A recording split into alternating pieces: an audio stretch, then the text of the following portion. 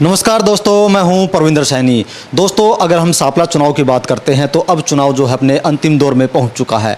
ऐसे में तमाम नेता हों या तमाम उम्मीदवार हों, जी जान से मेहनत कर रहे हैं ताकि वो जीत सकें। और इसी कड़ी में हमारे साथ भारतीय जनता पार्टी के वरिष्ठ नेता सतीश नांदल जी हमारे साथ हैं। नांदल जी, सबसे पहले आपका स्वागत है। धन्यवाद जी। नमस्कार सभी हमारे अपने दर्शक साथियों को, सभी को नमस्कार। नांदल साहब, सांपला के अंदर चुनाव हो रहा है और पार्टी ने अपनी पूरी ताकत झोंक दी है, वजह क्या है? राजनीतिक पार्टियां जब इलेक्शन होता है तो पूरी ताकत क्या हर वक्त इलेक्शन मोड में रहती है। ऐसी ही अब जो सांपले में इलेक्शन है, इसके अलावा 6 जगह और इलेक्शन हरियाणा प्रदेश में, 3 नगर निगम है, 1 नगर परिषद है, 3 नगर पालिका है। पूरी टीमें अलग अलग ड्यूटियां लग के फील्ड में उतरी हुई है। और भारतीय जनता पार्टी की तो खूबसूरती है कि 24 घंटे 12 मास जनता जनार्दन के बीच में रहते हैं। उस टाइम मन की मर्जी है, अब फिक्स ड्यूटियां हैं तो सभी साथी लगे हुए हैं, कैंडिडेट भी लगे हुए हैं, यारे प्यारे भी लगे हुए हैं और बढ़िया इलेक्शन चला हुआ है। कल आपका विरोध देखने को मिला, वजह क्या थी? कहाँ पे? मैं तो कहीं कोई विरोध नहीं हुआ, सोच भी नहीं है किसी की और ना मेरी सोच है। कल की आप बात कर रहे होगे, इधर मैं आया हुआ था, आज भी अब सांपला में इंटरव्यू ले रहे हैं आप, तो वहाँ पे कुछ साथी आपस में चर्चा कर रहे थे, 2-3 गुटों के साथी इकट्ठे हो गए थे। तो जब हम चलने लगे, अलग से चर्चा थी उनकी, तो मुझे जहाँ तक नज़र आया कुछ साथी दारू पी के वहाँ पे पहुँच गए थे, युवा साथी थे। उनमें जोश आ गया किस बात का कि मैं तो कह नहीं सकता। तो भारतीय जनता पार्टी मुर्दाबाद के नारे लगा रहे थे, जबकि पूरी दुनिया, पूरा भारत कल भारतीय जनता पार्टी जिंदाबाद के नारे लगा रहे थे। थंपिंग मेजोरिटी से बंगाल के अंदर जीत, आसाम के अंदर जीत, पांडिचेरी के अंदर जीत, और सभी ये बात कर रहे थे।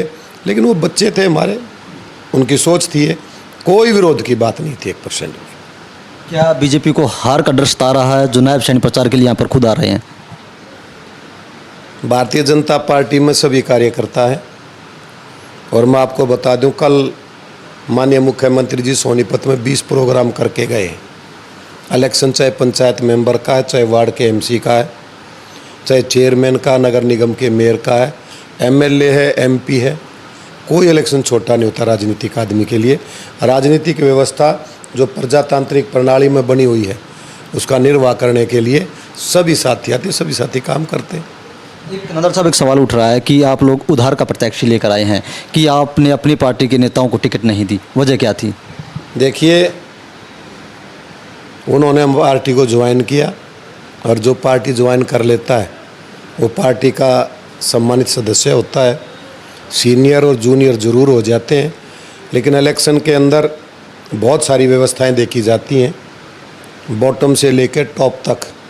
हरियाणा भवन में मीटिंग थी, चुनाव समिति की बैठक थी, और हमेशा भारतीय जनता पार्टी बिल्कुल पारदर्शिता से सारे के सारे समीकरण देख के टिकट देने का काम करती। सभी साथियों की सलाह मशवरा से टिकट दे दी और प्रवीण भाई अच्छा है, उन्होंने भारतीय जनता पार्टी को ज्वाइन किया है और आज वो सांपला से इलेक्शन लड़ रहा है, बढ़िया इलेक्शन लड़ रहा है। आप भी जानते हैं, हम भी जानते हैं, हमारे दर्शक साथी भी जानते हैं कि 100% 13 तारीख को जीत का परचम लहराएगा। नांदल साहब, आपने बात की बंगाल विजय की। दुष्यंत चौटाला ने कहा कि आप लोगों ने सरकारी तंत्र का दुरुपयोग करके ये कारनामा किया है। सरकारी तंत्र तो वहाँ पे टीएमसी की सरकार थी, ममता जी की सरकार थी, सेंटर का तो कोई दखल होता ही नहीं। पीछे हमारी 78 सीट आई तो कह रहे थे कुछ नहीं हाथ लगा, उससे पहले नहीं थी तो कहते थे इनके पल्ले कुछ नहीं है। अब 207 सीट आ गई तो सरकारी तंत्र तो दुष्यंत के पास भी तो आज कहाँ खड़ा है। खुद में 7,500 वोट लिए, डिप्टी सीएम है, कहने के लिए तंत्र बना देते हैं, करना कुछ है नहीं। जनता जनार्दन आईना दिखा दिया कि नहीं दिखा दिया, कहाँ चले थे, कहाँ खड़े हैं। तो भारतीय जनता पार्टी कर्मठ साथियों से बनी हुई एक पार्टी है और ये सिद्ध कर दिया भारतीय जनता पार्टी के कार्यकर्ताओं ने। नेता तो यहाँ कोई होता ही नहीं, एक नेतृत्व होता, उस नेतृत्व ने सिद्ध कर दिया कि देश के मान सम्मान के, अलग अलग प्रदेश के मान सम्मान के लिए संघर्ष करते हैं। और परिणाम आपके सामने बिहार का भी है, परिणाम आपके सामने अब बंगाल का भी है, आसाम में तीसरी बार, पौंडीचेरी में तीसरी बार। तो चलता रहता, काम करते रहते हैं, जनता जनार्दन का मान सम्मान करते, काम करते हैं और जनता जनार्दन आशीर्वाद देता है। एक जो जिस तरीके से कुलदीप बिश्नोई का एक बयान खूब वायरल हो रहा है, आपने सुना होगा, जिसमें उन्होंने साफ तौर से कहा कि हमने पार्टी को अर्श फर्श तक पहुंचाया, माफ़ी मांगे नहीं तो मैं करूंगा कोई ना कोई कार्रवाई। तो आप क्या कहेंगे पूरे विवाद को लेकर? मैं इस पर कोई टिप्पणी नहीं करूँगा। हमारे वरिष्ठ साथी हैं, वरिष्ठ नेता हैं, जो उनकी सोच है उसके बारे में वही चर्चा कर सकते हैं। मैं इसके बारे में कोई टिप्पणी नहीं करूँगा। आज कुलदीप वत्स ने एक ऐलान किया है, उन्होंने साफ तौर से कहा है कि 17 सीटों पर खुद कांग्रेस पार्टी ने हमें हरवाया है, और दूसरी तरफ उन्होंने ये भी कहा कि कांग्रेस के नेता जो है बीजेपी के हाथों बिके हुए हैं। आप क्या कहेंगे? कुलदीप वत्स का कब बयान आया ये? आज का बयान है, 5वीं प्रेस कॉन्फ्रेंस की थी उन्होंने आज शाम। देखो, मैंने तो जो बादली वाले विधायक हैं, जी बिल्कुल, मैंने सुना नहीं, क्योंकि मैं इलेक्शन में बिजी था।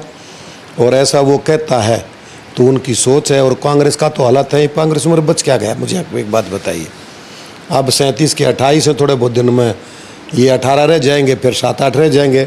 जब 2029 का इलेक्शन आएगा तो आप ये मान के चलिए, जो पहले 37 की ये बड़ी बड़ी बातें करती थी, 6-7 इनके पास होंगे। जनता जनार्दन का मन उब चुका है और भारतीय जनता पार्टी के साथ सभी लगने के लिए तैयार हैं, चलने के लिए तैयार हैं। तो कांग्रेस का तो आपको पता है, आपस की लड़ाई है। कांग्रेस इतने टुकड़ों में बटी हुई है, कहीं भूपेंद्र हुड्डा जी की कांग्रेस है, कहीं शैलजा जी की कांग्रेस है, रणदीप सुरजेवाला जी की कांग्रेस है, आजकल चौधरी वीरेंद्र सिंह के सुपुत्र, उनकी भी वो मानते कांग्रेस मेरी है।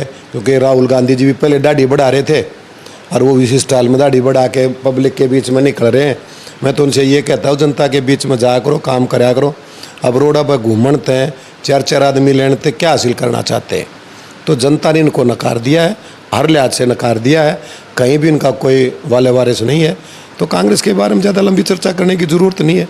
आप पालिका की बात करो, पालिका में कांग्रेस के पास कैंडिडेट नहीं है, पालिका में कांग्रेस के पास वार्ड का कैंडिडेट नहीं है, और दूसरी पालिकाओं में भी नहीं है। सोनीपत का मेयर का जो इनका कैंडिडेट था, वो टिकट लेते ज़बरदस्ती दी, कमरे से निकलते भाग लेके ना लड़ूँ। अभी वो बैठा इलेक्शन लड़ ही नहीं रहा। राजीव जैन जी हमारे वहाँ से मेयर के प्रत्याशी हैं, थम्पिंग मेजोरिटी से जीतेंगे। तो कहीं इनका कुछ बचा नहीं, तो समय पास कर रहे हैं। और हम ये सोच रहे हैं कि 29 बड़ी स्पीड से आने लग रहा है। अब की बार तो ये 48 आई हैं, अब की बार पता नहीं कहाँ पर टारगेट जाएगा। साहब, आपका ये हल्का है पूरा और यहाँ पर चुनाव हो रहे हैं, तो क्या आपकी ये साख का सवाल है अगर आप यहाँ पर पार्टी चुनाव हारती है तो? मेरा क्या हल्का जी, ये तो सभी का भारतीय जनता पार्टी के सभी साथी हैं। और हल्का गड्डी सांपला को सबका अधिकार अख्तियार है और सभी साथी काम करें। मैं साख की कोई बात ही नहीं है। मेरा इसमें क्या कोई एक्स्ट्रा चीज़ क्या जुड़ी हुई है? मैं पार्टी का एक छोटा सा कार्य करता हूँ, पार्टी ने ड्यूटी लगा रखी है, हम अपनी ड्यूटी का निर्वाह करें। ये मेरे साथी सारे बैठे हैं, ये भी अपनी ड्यूटी का निर्वाह कर रहे हैं। जनता है जो कि जनार्दन है, उसने अपना आशीर्वाद देना है। और मुझे पूर्ण विश्वास है और लगता भी है कि हमें पूर्ण बहुमत से यहाँ पे चेयरमैन भी बनेंगे। हमारे सारे के सारे 15 हमारे पार्षद बनेंगे। एक जगह हमने एक सीट हमने फ्री छोड़ रखी है। आप लगातार चुनाव प्रचार में जुटे हुए हैं, तो जीत का मार्जिन क्या मान रहे हैं, कितनी वोटें आएंगी प्रवीण को? देखो, ये छोटा इलेक्शन होता है और जीत के मार्जिन के अब कैलकुलेशन इतनी जल्दी तो लगती ना। आज 5 तारीख ही है, बाकी जो हमारी सोच है उससे भी कहीं आगे जीत होगी और बहुत बढ़िया जीत होगी।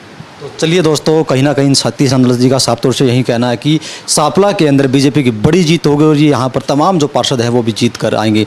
नंदल साहब, हमसे चर्चा करने के लिए आपका बहुत बहुत धन्यवाद। जी, धन्यवाद। आपका भी बहुत बहुत धन्यवाद।